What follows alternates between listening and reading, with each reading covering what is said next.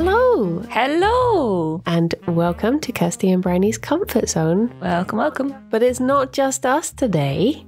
For the first time ever, we have a friend. We have a friend. We've managed to wrangle someone onto our podcast. We dug deep in our pockets and we've paid him off, and he's agreed to be here at least once. At least once. It was a very luxurious bribe. I got one cookie. I love it. It's great. One whole cookie. Hi everyone, I'm Rythian. Welcome, Rythian. Thank you. Close friend of both these two lovely ladies, and I'm excited to be on their podcast. Hell yeah. Thank you so much for being here. Absolutely. Thank you for agreeing to the bribes. Yeah. Again, big fan of cookies, so I like it. Yeah, no, it was fun. It was fun to start recording dreams. I might have mentioned this to one or two of you, but at one point in the past, I decided I really want to get into lucid dreaming and stuff to figure out how to like control my dreams and things.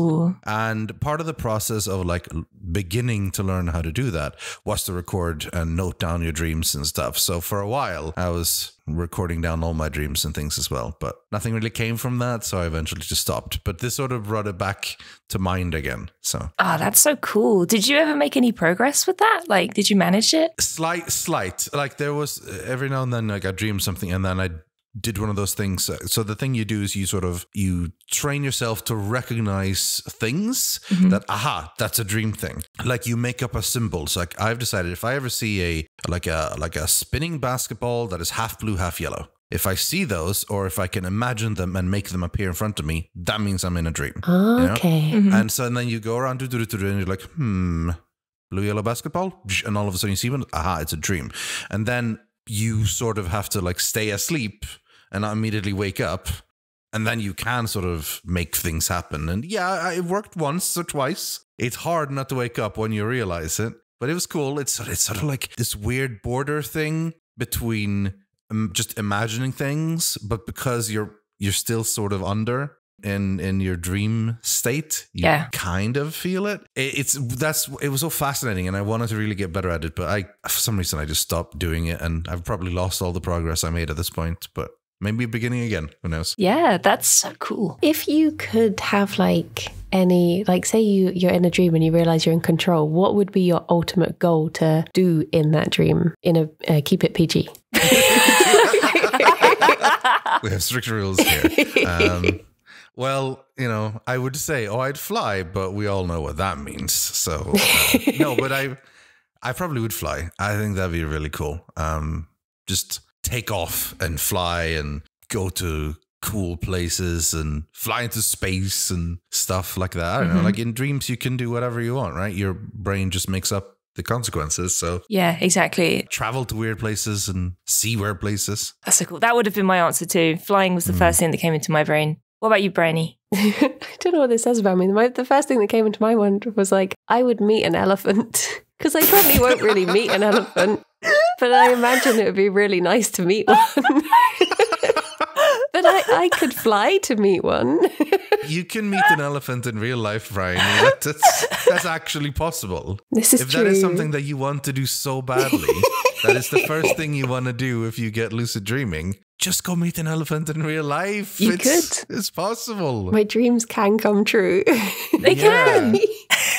But sadly, I can't actually fly. I mean, at least not outside of a plane. So yeah, I guess the closest would be like paragliding. Maybe is that get a bit of the thrill, but I guess it's not as in control. That is definitely probably the closest thing. Flight suits and things like that. Those crazy people that like dive and like spin through between two mountain tops. Yeah. Oh man, that's scary. Just insane. Like cool as hell. But like imagine to be able to do something like that without all the risk, because it's a dream. You're not going to crash. It's fine. Exactly. I find that whenever I'm dreaming about flying, I kind of half know that I'm dreaming. It's a dream? Yeah. Okay. I'm not lucid dreaming, I don't think, but I kind of just, I know. Because when I fly in dreams, most of the time it doesn't really work. The thing that always happens in my dreams is that I'm like triple jumping like in Mario. And that's what starts the flying like in Mario 64. But it's always like a glide rather than a fly. Are you also wearing a hat with two small wings on it? Yes. With a big old K on the front and circle. Oh, yeah. Nice.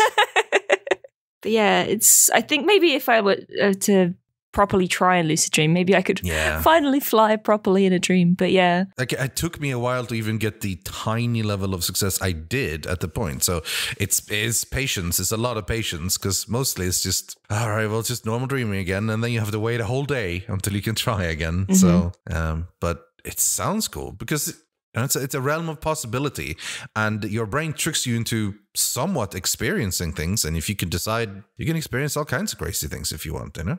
That's pretty cool. You can decide, like, I'm going to now be a football player in the finals, and then your brain will make that happen, you know? And yeah.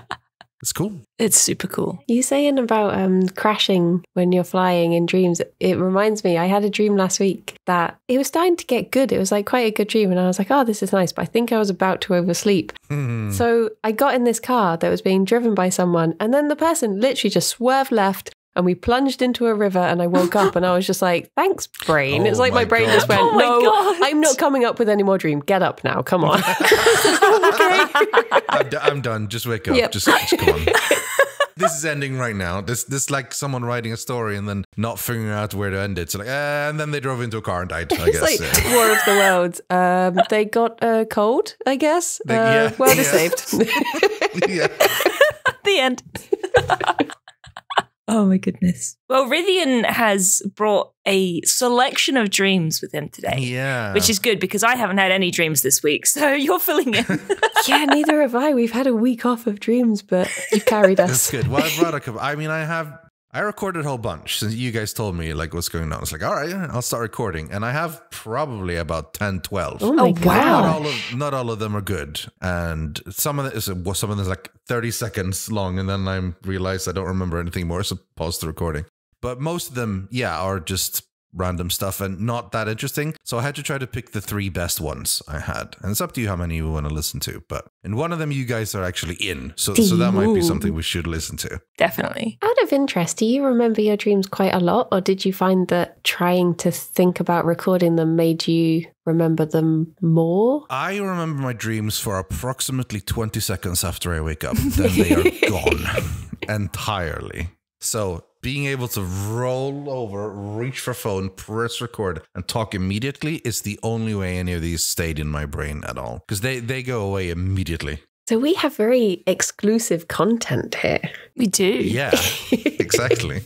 I never remember my dreams, like ever. So sometimes I remember the vaguest flash or like one detail because, that was kind of weird. Because I specifically make almost an effort to remember it. But yeah, no, for stuff like this, like if I didn't record immediately after wake up, it'd be gone within 20 seconds at least. So. Same. Yeah. I've noticed that we've had quite a few comments on the YouTube recently of people saying like, I never really remember my dreams, but since listening to the podcast, I've started remembering them. So I was just curious whether like awareness of dreams comes into making you remember them more. Yeah, maybe. I'm just excited to hear Rythian's dreams. Yeah, me too.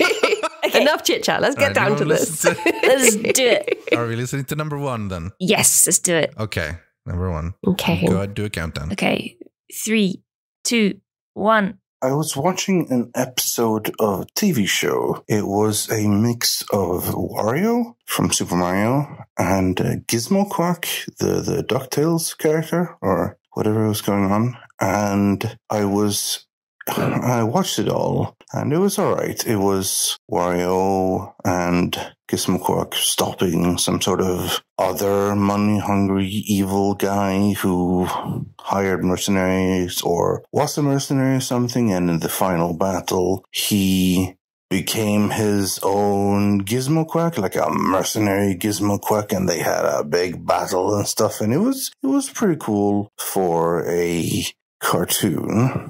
And then things went a deeper level because I woke up in the dream and I went to grab my phone to record my dream.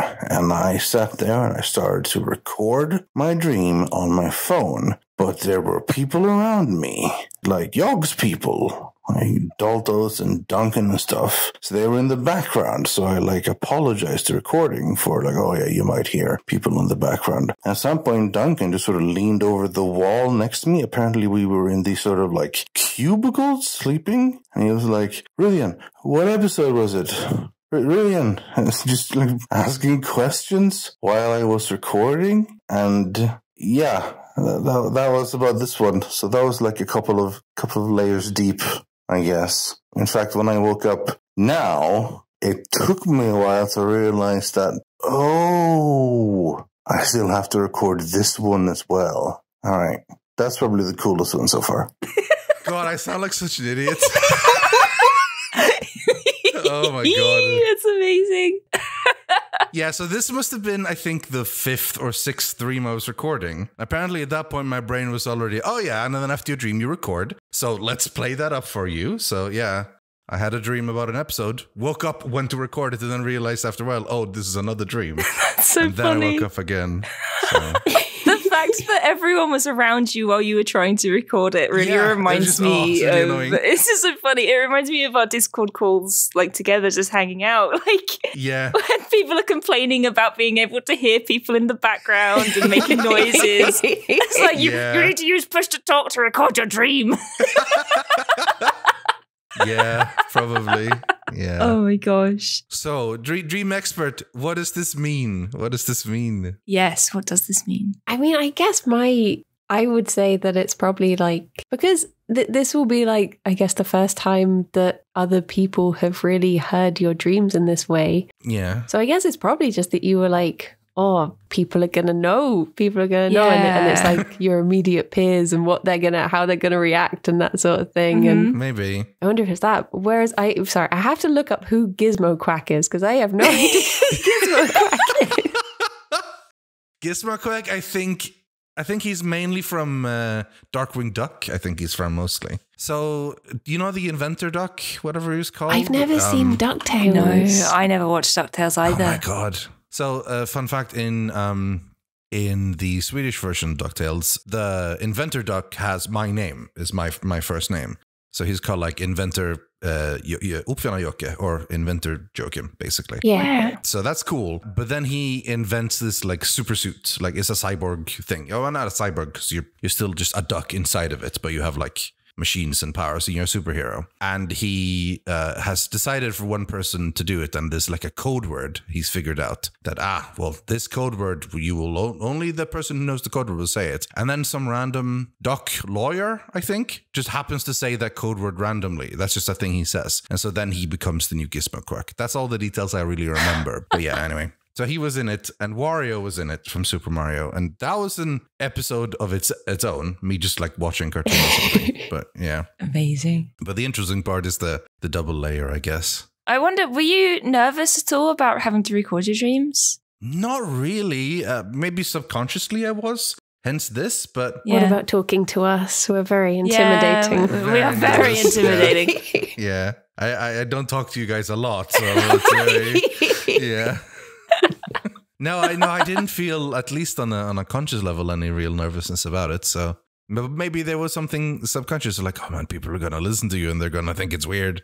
I tell you one thing people will think, it's like, God damn, that guy's a nerd. That's probably what they're gonna think. Oh, same. This is nothing new, to be fair, to me, so I'm not too worried about that. One of the things I've really noticed having recorded my dreams is that there is always reference to video games and other nerd stuff, like constantly. Like a couple of my dreams I've recorded are so boring because it's just like, oh yeah, it was Elden Ring and I was PvPing and using status effects. Oh, okay. Wow, that's nothing interesting about that dream, but clearly I've been playing Elden Ring a lot. So, yeah, literally same. Like I had a dream the other week where like I was just in an area that looked like Elden Ring, and it was like, oh yeah, that's because I've been playing Elden Ring. And it's just like, this happens every week.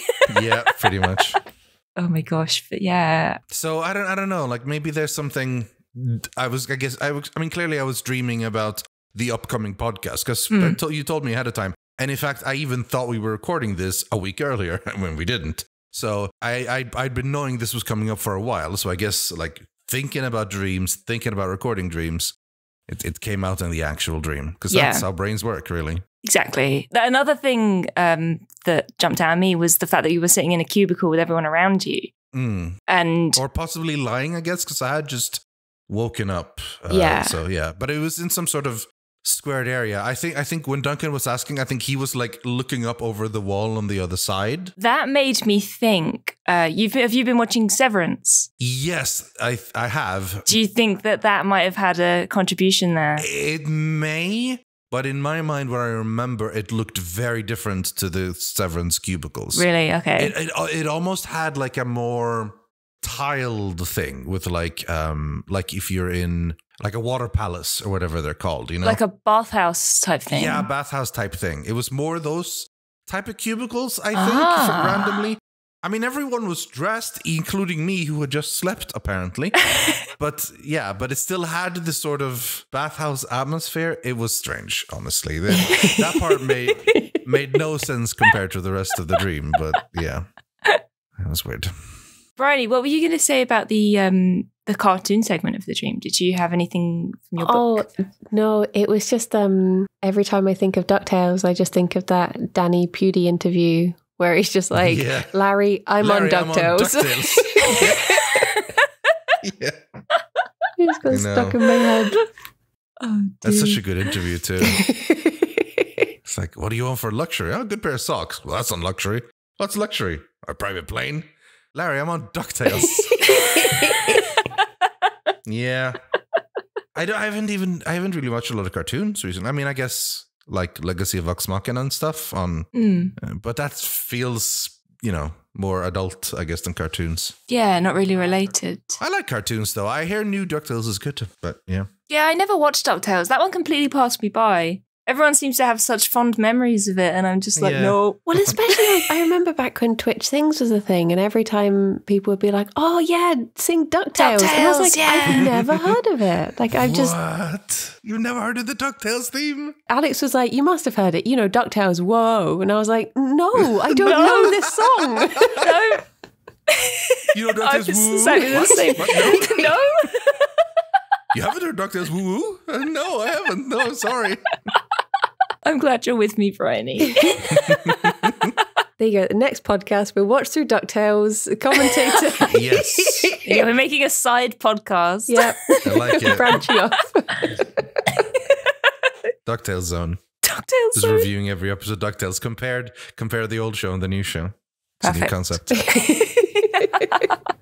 Oh my gosh. Yeah, so that was that one. Yeah, that was that one. Should we move on to the second? Yeah, I really like just hear. I was saying to Rythian, I'm so excited to hear him sleepy because he's always just so like succinct and word good. Whenever we stream together, he'll be like, hello, I can say the good words. And I'm just like, blah, blah, blah, blah, blah. So it's just nice feeling him more on my level. Before we started the podcast, Bryony was listening through them going, oh my God. I was like, oh, he's a baby boy.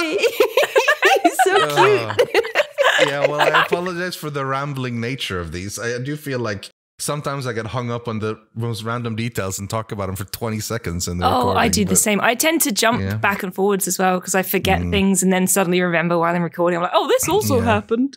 I think it's just what you're like when you've just woken up, isn't it? It's like having Tolkien on the podcast. Oh, dear. Okay.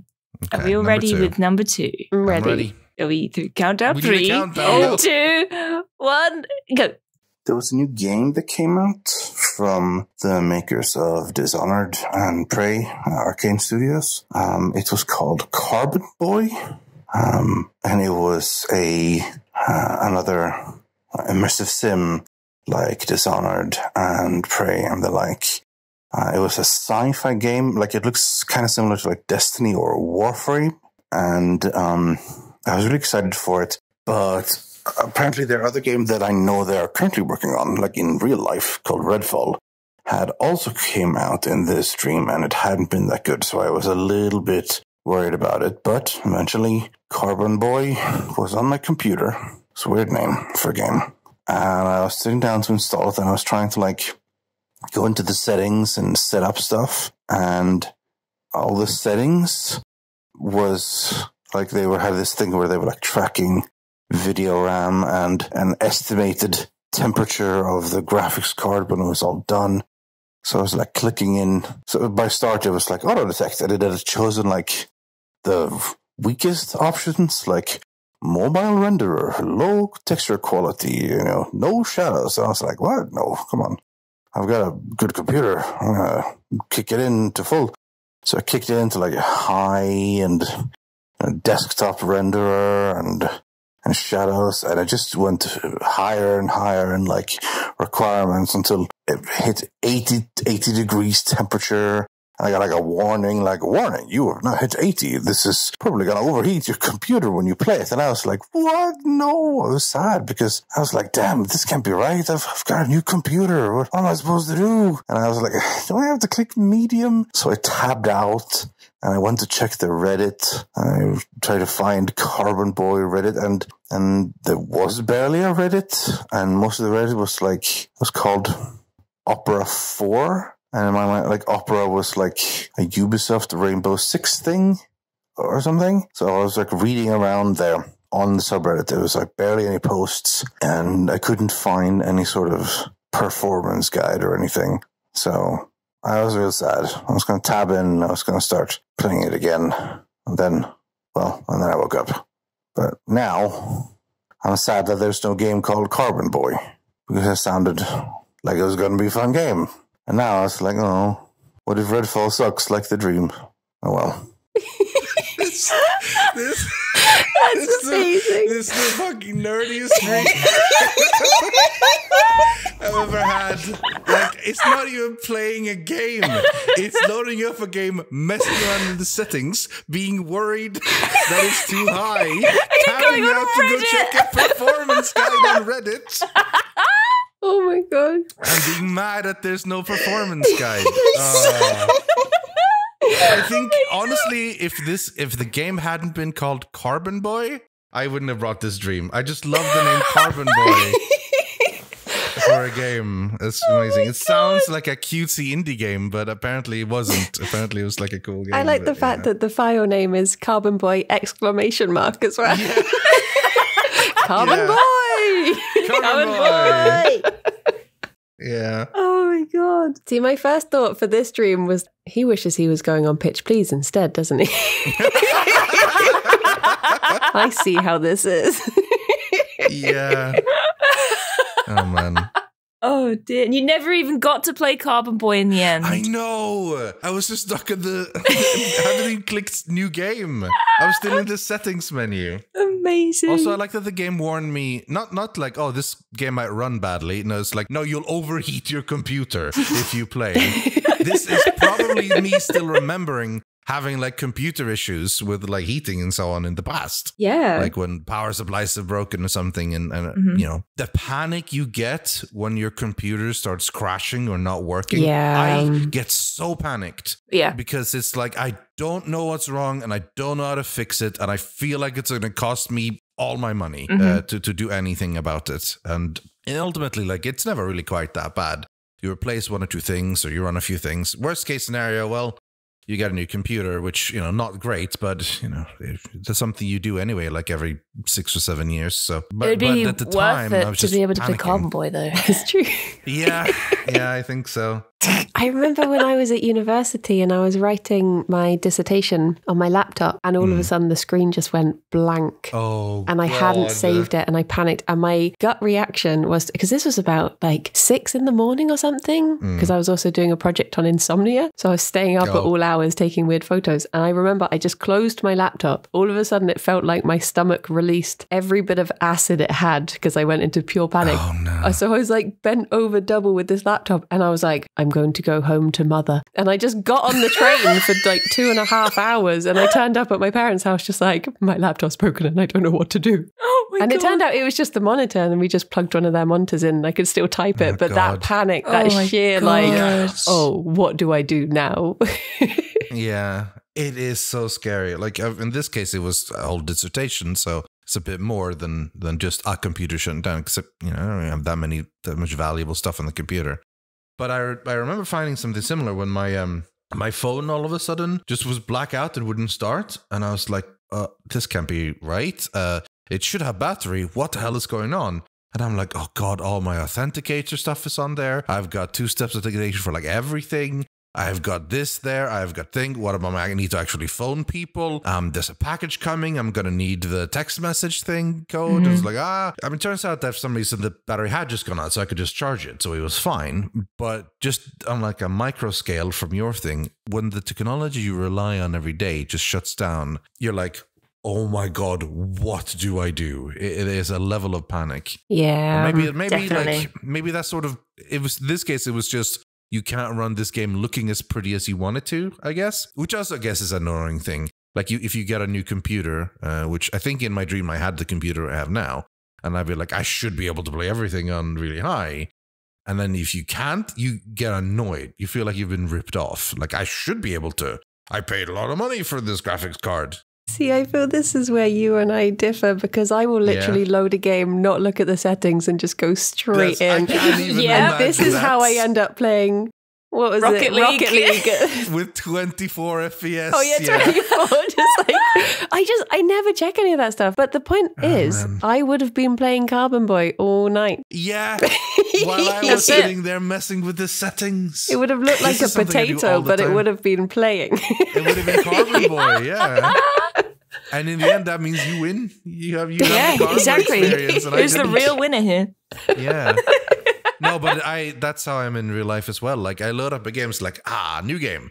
Settings. Immediately in there to check. And sometimes I spend a long time on settings. Like I said, I tab out, check performance guide. Like this costs usually more frames per second, but the difference in quality is not that visual, so you can do this. And like, I do a lot of that for games because I feel like I want to have like the optimal experience in terms of performance and visual fidelity all the time. While most people don't, because they don't have the patience for that, and it's usually not that a big deal anyway. You can just press new game, and usually there's auto detect. Usually it runs fine, but sometimes your fast-paced rocket car sports game is stuck on 24 FPS for some reason. And you still managed to win a tournament. Yes. Oh, yeah. Definitely based on your own merits. It's like when you learn how to be a lifeguard and they make you swim in your pajamas. It's like that. I play every game in my pajamas so that when it comes to the real thing, I'll be so strong. I like it. Oh my gosh. So I've got my book, my magical dream book. Does it have what Carbon does that Boy say in about there? Carbon Boy? It doesn't have Carbon Boy, but I've looked up computers. Okay. And just as a side note, because who doesn't love a bit of Freud? Absolutely.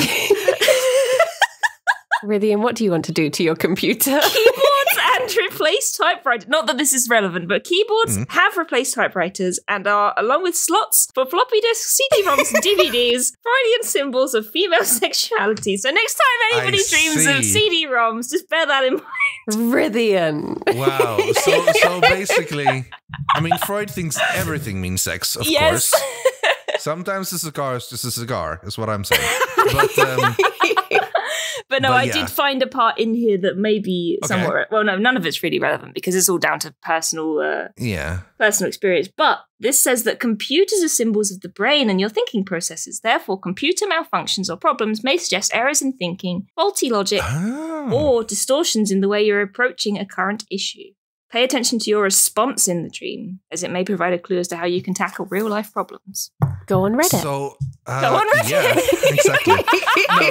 If you want to have a more generous interpretation of that, I suppose. So assume Carbon Boy is something new I want to do in my life that represents something I want to do, right?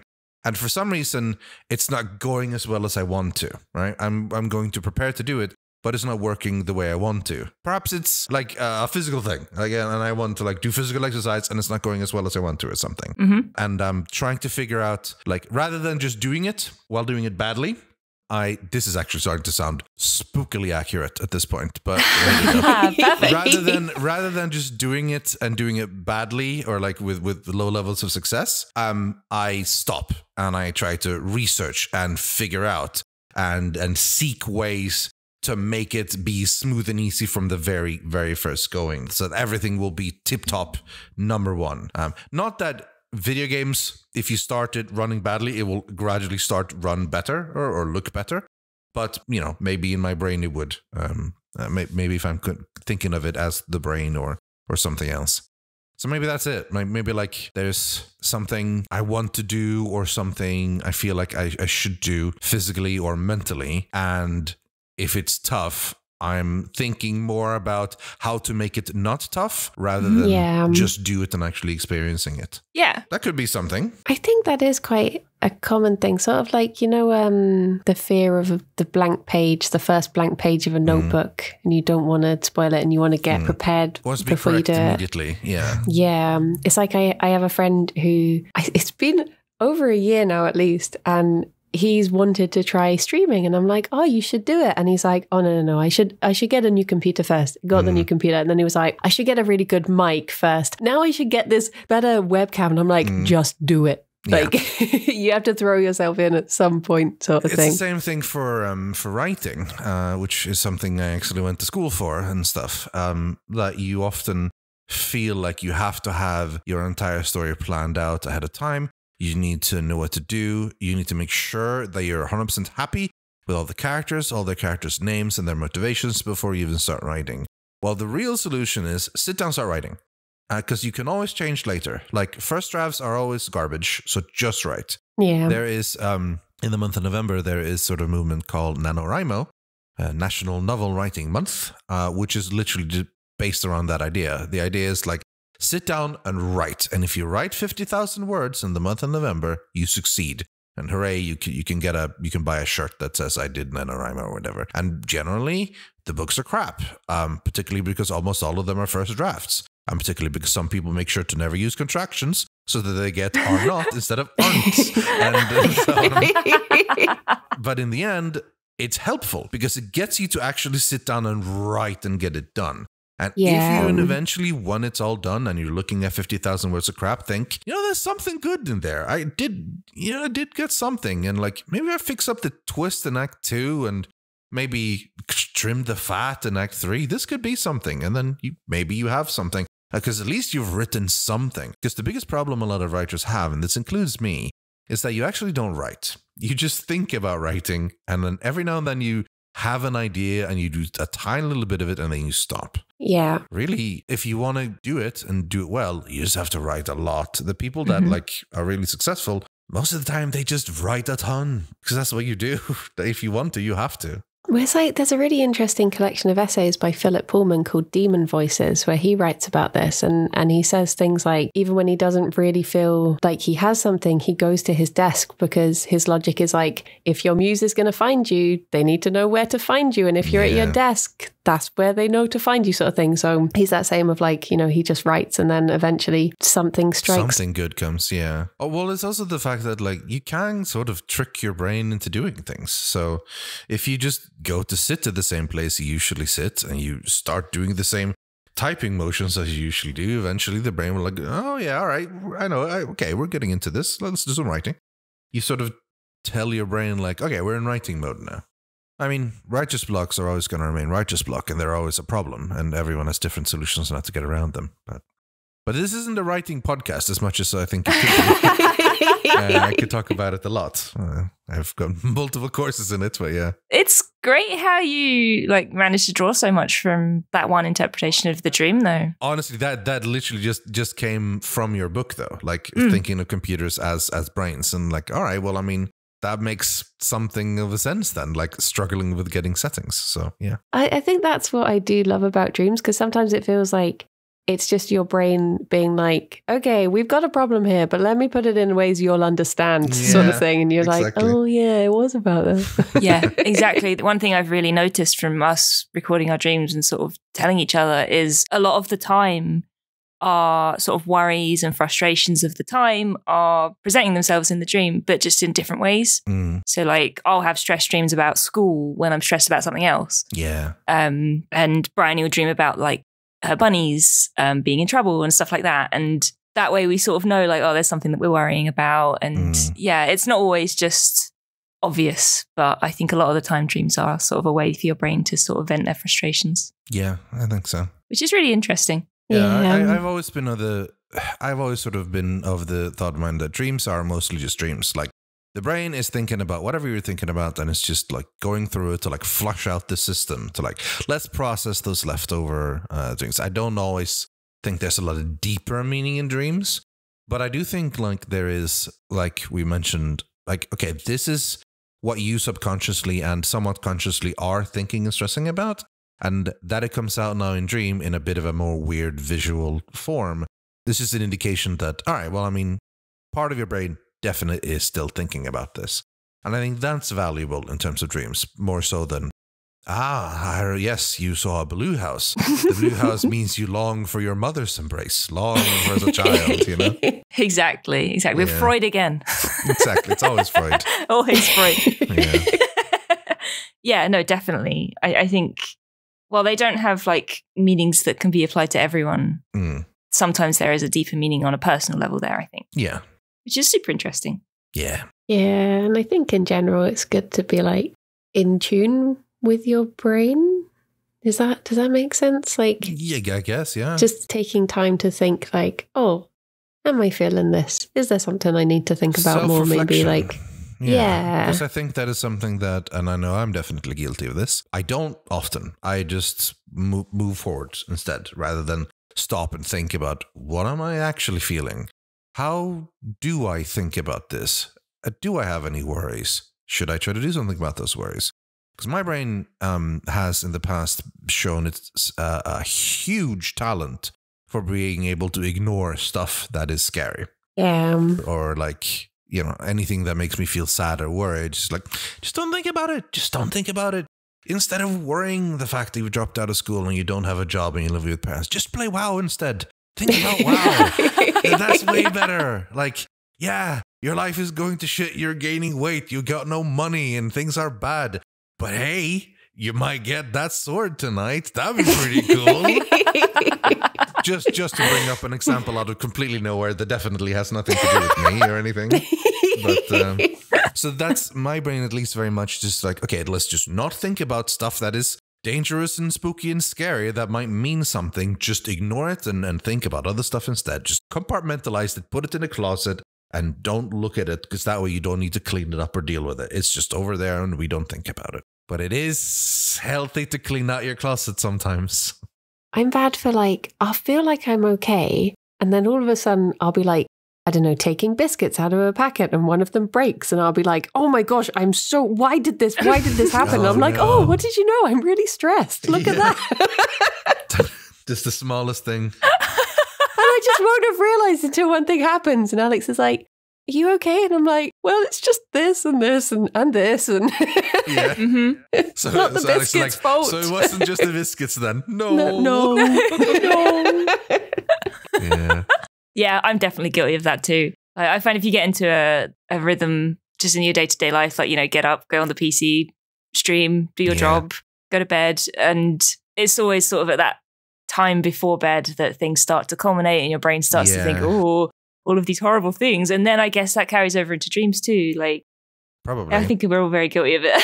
Because that's when your brain doesn't have its defenses up, right? Mm-hmm. So that's when you can't just, if you ever start thinking about something dangerous or weird, you're like, no, never mind. Let's just, new tab, YouTube. What do we got? You know, like easy distraction, right? Yeah. Yeah. But when you're in bed, you're just lying there. For a while, you can try to think of different things else. So just like, I'm just going to go to sleep or whatever. But when you're asleep, all defenses are gone. So It's like orange juice.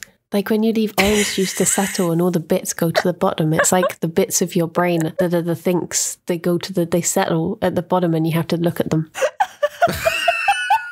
Well, does that make sense? I mean, yeah, kind of.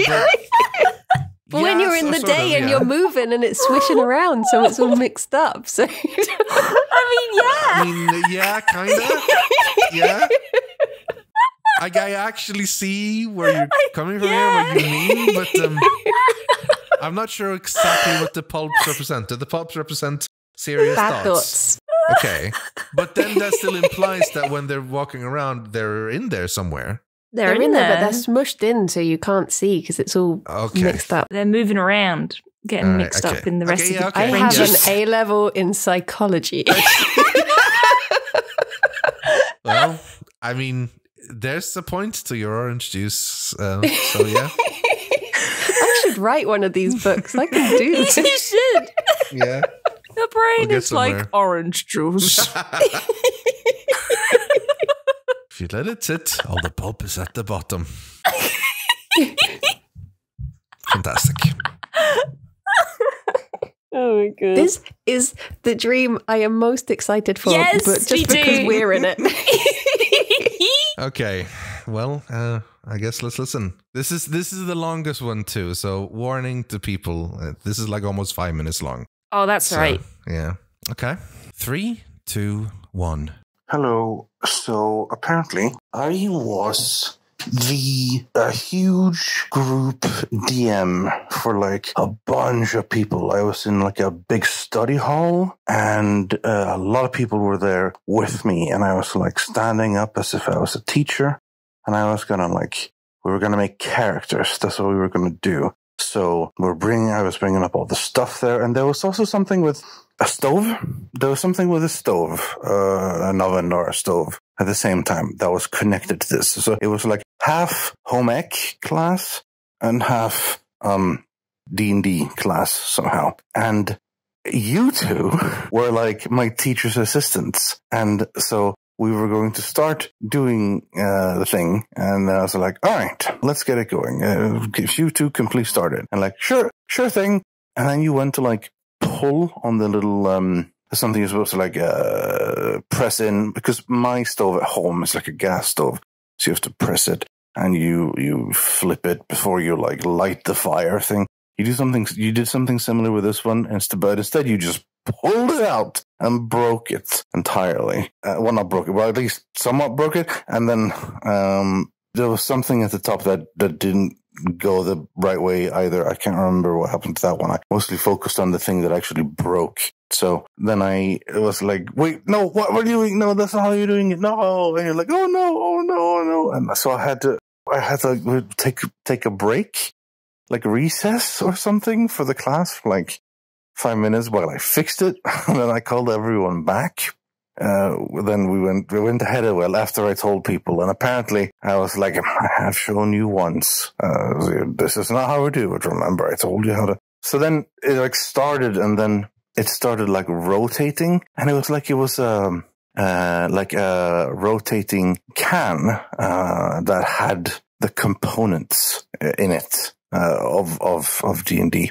So then everyone in the room were then given the task of like, all right, you guys need to start making characters. You have 20 minutes and we'll meet back here. I just need basic concepts for now. And so around the room, like it was a ton of people. Basically, most people I think I knew. My brother was there.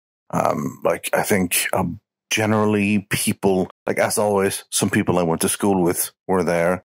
And probably, though I'm not sure, generally people in like the Discord crew were there as well. I know Ravs was there. I think Nowzy was there as well.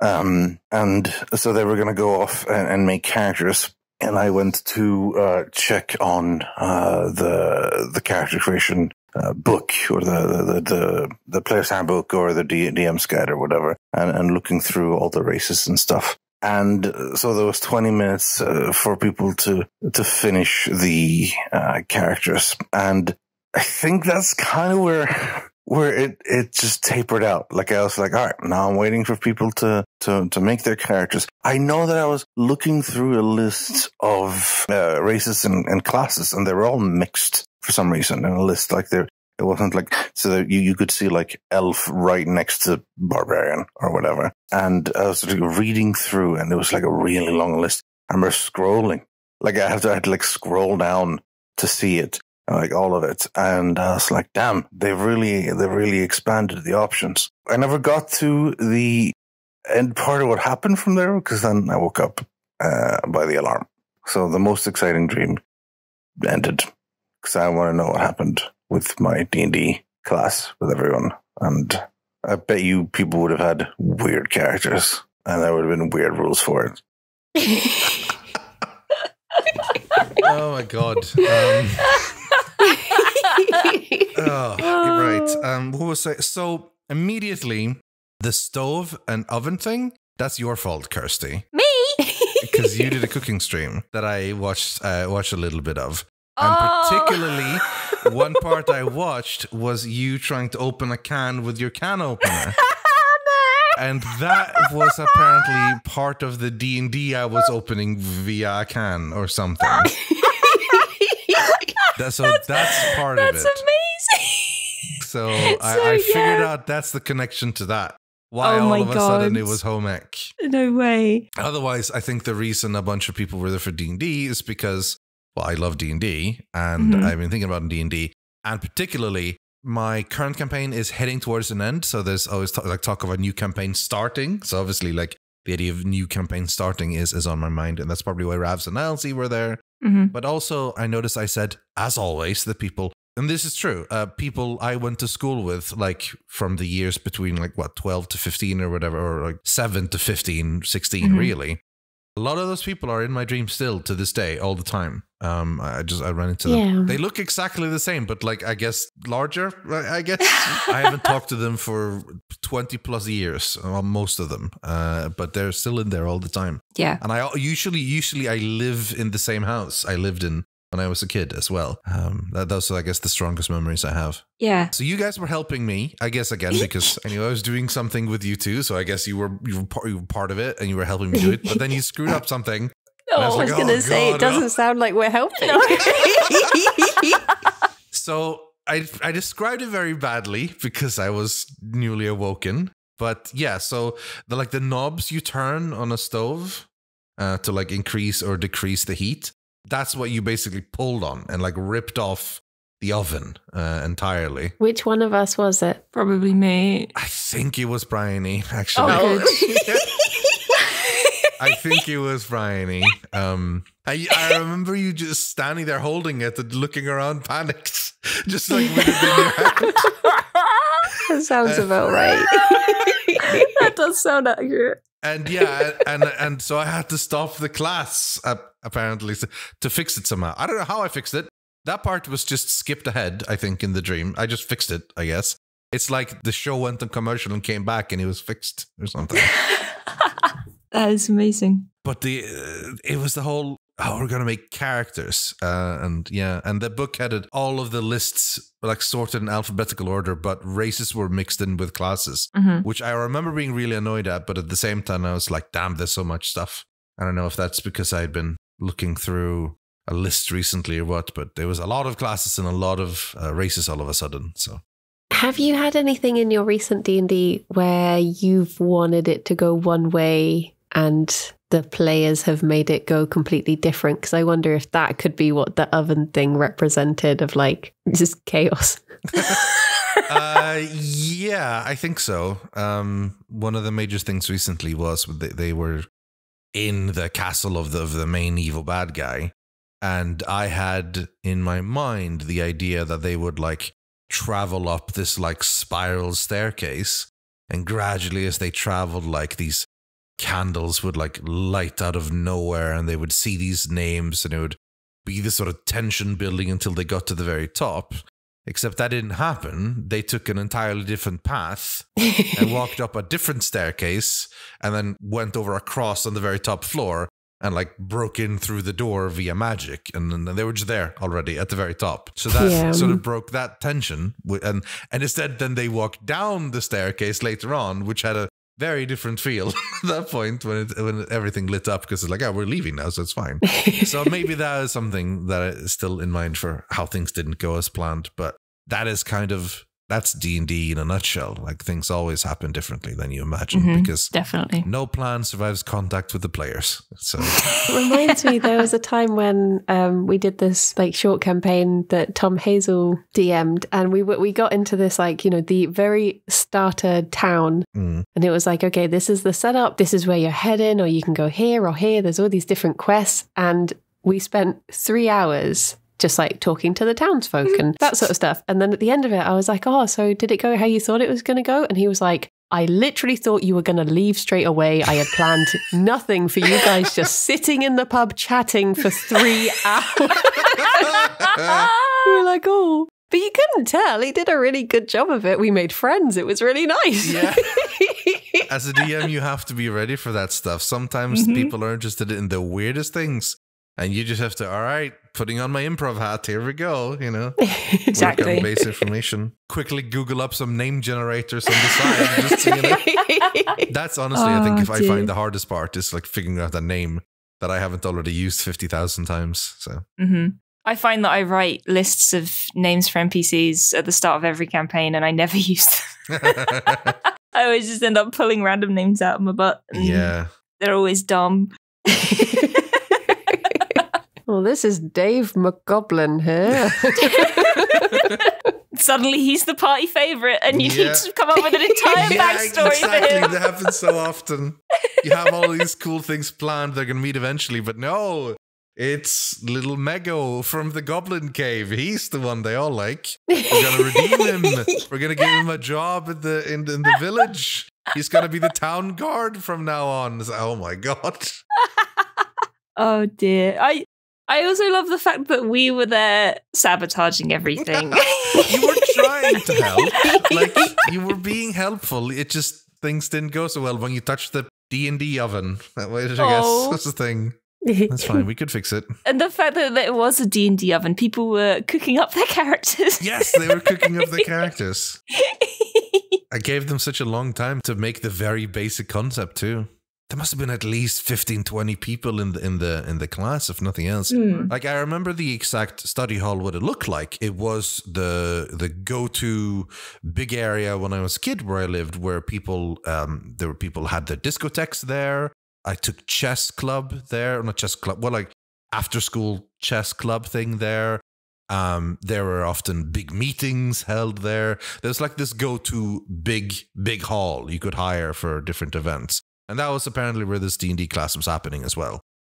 So that's why it looked like that. That's so cool. I don't know how all of you made it over there, but, you know, in Dreamland you can. So yeah. Exactly. Some of the people that were there from like school and stuff, would you have played D&D with them, or did you play it a little bit after? No, the people that were there were not people I would have played D&D with, I don't think. Okay. I did briefly do a tiny bit of some tabletop RPGs. I hesitate to call it a Swedish version of D&D because it isn't really, but there is a Swedish tabletop RPG called Dragons and Demons, which we had a version of, or a friend of mine had a version of when I was young. Other than that, it was just a few random things I find, mostly via games eventually. I didn't really get into D&D seriously until, I say recently, but, you know, a couple of years ago, really. Yeah. But I think some of them probably would have had fun in D&D. I think most people would have fun in D&D, so. Oh, yeah, for sure. But yeah, otherwise, like, Ravs and Elsie are in my D&D group, so it doesn't make sense that they're there, definitely. So yeah, it's weird how people from our childhood tend to pop up in dreams all the time, because I have the same. Like, most of the time it's my teachers, though, to be fair, rather than friends, which is weird. I sometimes get people from primary school, but truth be told, I don't really remember my teachers from primary school. Do you not? I remember one or two or three, like the teachers that made the most impressions on me, mostly. Yeah. Those I remember, but beyond that, nothing really. But yeah, like, I guess I spent almost 9 years with these people every day, so exactly. I do remember them, like at least the kids in general. Yeah. We all did eventually go our separate parts, which is kind of sad, but you know, that's how life goes. But yeah, I remember them a lot more than the random people I spent 1 year with, or half a year with, or even the people I spent 3 years with. But because they were like there all throughout my childhood, like they were all, you know, friends or enemies, or at least people you knew very well, because you spend so much time with them every day. And I guess there is that point in your childhood where they are pretty much like your social world. Like I remember when you had birthday parties, everyone from your class went, because it was like a group activity for everyone, because you hadn't really had enough people in your life to know who your circle was, sort of thing. It was just all the kids. So yeah, I guess you do a lot of stuff together. Yeah. Well, I mean, I remember like at a certain point, like I still got like a friends group, you know, like us 4, 5, 6, like we hang around, we do stuff together, you know, you get those, but still, like for a lot of part of your day, you were doing stuff together with these 20 to 30 people, you know? You all had PE class together. You all went to do this together. You all went on school trips or class trips together. So yeah, they were a big part of my childhood, I guess, even though, you know, maybe not all of them were that cool. some of them might have been assholes, but that happens. It was a simpler time. Yeah. I remember I was friends with this boy called Colin because I went up to him one day and I was like, I heard you have a dog. I like dogs. And he was like, yeah, I like dogs. And it was like, cool, should we hang out? We're Yep, friends now. okay. It was so much easier back then. Yeah, if only it was that easy. Yeah. Like at a certain point, I made friends with 2 kids because we had the same name. They had the same name, and that was my middle name. So I'm like, yeah, we're the like that was it. And we were friends for a while, yeah. But I think ultimately, the older I got, the more friendship groups became based on like interests and stuff, Yeah. Like, oh yeah, we're the people who play video games. We're groups together, the people who do that, while those are the people who all play football after school together. Oh yeah, and those are the people who, well, I don't know. I don't know what girls did. They were weird. Girls did weird things. I don't know. We had pillow fights and plaited each other's hair. Yeah, that makes sense, actually. Yeah, exactly. I've seen movies. That checks out. Yeah. I actually had, not to go into like Rythian's backstory, but I think I mentioned this in the past. Like I had the ability to sort of chameleon move around in many different groups. So I had actually had a lot of girl space friends. I didn't have a lot of girlfriends, but I had a lot of girl friends. In space? A couple of aliens, no big deal. You don't know her. She goes to a different galaxy. Yeah, exactly. No, I had a lot of friends who were girls. I had a lot of friends who were like nerds. I had a lot of friends who were like sporty dudes. I had a lot of friends who were like, like people who drove motorcycles and stuff. Well, our mopeds, I guess. We weren't quite that old. So I still had like, I could move around in a lot of groups and everyone was still kind of cool with me, which in retrospect, I think that's cool. That's pretty cool. Yeah, definitely. One thing that strikes me about like the Dream as a whole, I think, is it's very reminiscent of you as a DM trying to wrangle everyone. Oh God. just like not only in the game, but in character creation. It's like, oh, can I use this homebrew? It means I have a laser gun and I can one-shot Strahd. Is that okay? Yeah. I always end up being put in this position of I'm the group dad. Yeah. I always get to become the group dad somehow. I have to be the one wrangling people. I guess it just naturally happens that way. So I suppose that makes sense then, that I am the teacher of the class rather than just being in the class doing stuff, because I'm the DM. I'm the one running people, telling people what to do. So yeah, that checks out, I suppose. Yeah. And we were assistants, which means we are responsible. Yeah. Yes, apparently. I get, but maybe the fact that you two were teacher assistants rather than just students means that I do consider you guys like he trusts us. Somewhat responsible. I trust you guys to a certain degree. To a certain degree. Well, until you break the stove, Bryony. Let's not go crazy. Yeah, you did break the stove. But maybe because I know you used to DM Kirsty as well. Yes, so I maybe did. that's part of it. So, and I guess I trust Bridie a lot, despite knowing if she can DM or not. So maybe that you were put into that same level to help. Well, I was always very well behaved when you DM'd me for that one shot. That's true. Yeah, I will say most people do behave. They are. I tend to pick people who do behave pretty well, thankfully. I have a question. Yeah. Do you dream in Swedish or English, or does it depend who you see in the dream or the situation? Or That's a really good question. So I knew this question was coming, and I know my answer is going to disappoint you or possibly interest you. I dream in German, so screw you guys. I don't know. Oh. I actually don't know what language my dreams are in. And this is the same thing people often ask me, like, what language do you think in? And I don't know. I don't think I think in terms of like language often. I tend to think more in like experiences. Mm-hmm. And you would think when I was standing there telling people what to do, I would be remembering the words I said. Yeah. But I don't. I just remember it as, and then I told people what to do. But it's not even really in a language. And it's like it's in flashes of images and experiences that is like separate from language. Yeah. And that is as strange to me in retrospect, because I know that sometimes I think in Swedish and sometimes I think in English. if it's specific things. But usually only if I specifically think in terms of words. So like yesterday, I remember I was thinking about stuff I wanted to say. And in that case, it was like, okay, well, then I was thinking in English because I wanted to say something in English to someone. Yeah. But if I'm just sort of walking around doing my things, like going to the fridge to grab a fruit, I'm not thinking in terms of like the letters and words. I am opening the refrigerator. I am grabbing a banana and I'm going to peel it and eat it later, period. I think of it more of the feel and the what it looks like to take a banana and then the taste of eating a banana more so than actual words and things. And I don't know, like that people always seem to think that's a weird thing, but I guess I've always felt it that way. It's weird.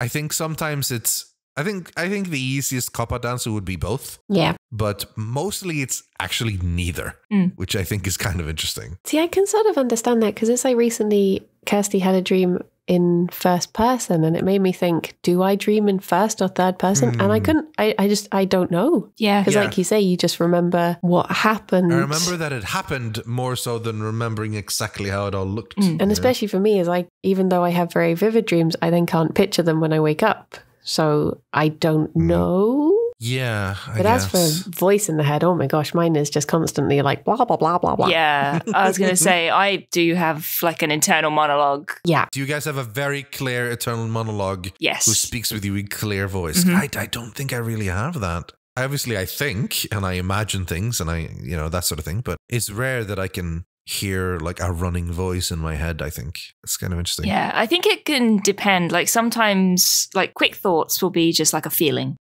But sitting there and like ruminating over something, I will have like a monologue in my head, and I can like run over things, and it is in English, obviously. Does your monologue like follow the rules of language? Like, does it like speak in terms of like how you've been taught to write and speak, or does it like use shorthand that or does it like? Mine is, it would just be like I'm having a conversation with myself inside my head. Yeah, so instead of having like, I go to the fridge, I get a banana or something, mine would be like, oh, I'm going to go to the fridge. Fridge. That reminds me, I saw an ant in the kitchen. Ants are weird. Have you ever seen an ant do this? Well, oh my gosh. Oh, and then I saw this nature documentary and the thing with the monkeys and they have the massive and it's just constantly like that. Okay, mine's not quite that extreme, but it's similar. There's so many times I'll be like the other day, I was sending an email and then all of a sudden I was watching this video and I was like, oh, hang on, what was I doing? How did I get here? And I had to go through 20 tabs to be like, what was I doing before this? And I found this half-written email like, oh, right. Yeah, I'm very similar to that. Do you have a conversation? Do you have a conversation with your monologue or no? Yeah. Sometimes. Do you talk to it and it meaning yourself responds sort of? So you're like, oh man, should I go? And then you may just say, yeah, I should go. Or like, is it like, I should really go there? And then your voice says, nah, I don't think that's a good idea. Oh yeah, I totally get that. Like if I'm feeling particularly lazy, it'll be like, oh, I need to get out of bed. I'm going to get out of bed in 10 seconds. And then I'll count down. And then I'll be like, no, I don't think I will. Maybe 20 seconds. To be fair, I do have this with Awake Rythian and Sleepy Rythian. They constantly battle in the morning. And I always, like, Awake Rythian constantly has to cajole or trick or fool Sleepy Rythian or bribe Sleepy Rythian into getting up. Usually, what works, and honestly, Sleepy Rythian is kind of an idiot for falling for this every time. But Awake Rythian tells him, listen, you gotta get up and do the things, but I promise as soon as you're done, go back and we can sleep for the rest of the day today. We'll just take the day off. It's fine. Just go sleep and no big deal, right? And then, but do this first. Sleepy Rythian's like, all right, fine. And then Sleepy Rythian works. And as soon as he's been up for a little while, Sleepy Rythian loses all his power. And then Awake Rythian is in charge. Oh, that's such a good idea. I might have to use that. Yeah, that works. Because Sleepy Kirsty is in charge most of the time. Yeah, so that works for me. Going back to the whether or not you dream in English or... I kind of understand that because it's like when you try and read in a dream, do you find that like, you know, you'll be looking at a page, but there's no words on the page, but you know what it says. Yeah. It's that sort of thing. I think that's like, probably it. You couldn't say what language it was in, but you know what it says. And I totally understand that. Because I think the brain sort of has its own language, really. I don't really think the brain uses the proper rules of Swedish or English as such. I think it just does whatever it needs to get its thoughts across to your brain. You know, the brain talks with the brain and it uses brain language. It doesn't really use any particular one. Yeah.